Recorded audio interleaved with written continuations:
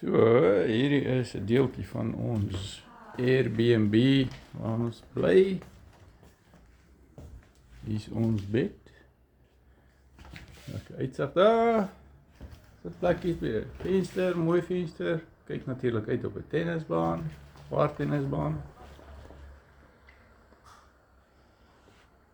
En op hierdie tennisbane speel tennis tot 10:00 die aand toe, letterlik 10:00 die aand, sonder ligte. Dis wanneer dit donker word. Dan as hulle wil, sit hulle nog 'n paar ligte aan, speel nog later. Ek dink hulle het gisterand gespeel tot 10:30 toe. Maar dis baie nice. Dis hoe die woonbuurt lyk, average woonbuurt in Amsterdam. Die res van die woonstel moet ek miskien maar nie wys nie. Dis waar ons tasse lê. Alles is teen mekaar, maar kan julle hierdie deel wys? Daai gaan ons nie op nie, dis privaat, vir die eienaar seker. Kombuisie. Daar agter is 'n skottelgoedwasser. Ons het 'n wasmasjien, ons het 'n tuimeldroër, ons het 'n oond. Ons het 'n yskas. En dan is hier so 'n agterdeur. Kyk of ek hierdie blind kan regtrek. Almal het natuurlik fietsse hier op een of ander manier. Hier is die agterjaard. Die binnehof. Gaat hierdie deur nou toe maar oopmaak hier. Nou ja. En dit is dan 'n koffiemasjien ook. En ja.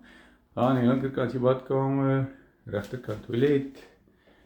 En dan daar in die middel is waar die eetkamer is, met die eetkamertafel met al ons tasse en klere en goed wat ek hier nou gaan afneem nie, want dit lyk verskriklik. En dit is dit. En dan ja, die enigste probleem is jy kom hier op met 'n stel trappies. Wat skrik vir niks nie, maat. Dit gaan miskien nie so lyk op kamera nie, maar dit is baie styl. Baie styl. Ons 3 sterre. So ons is op die 3de vloer. Maar anyway. Baie nice.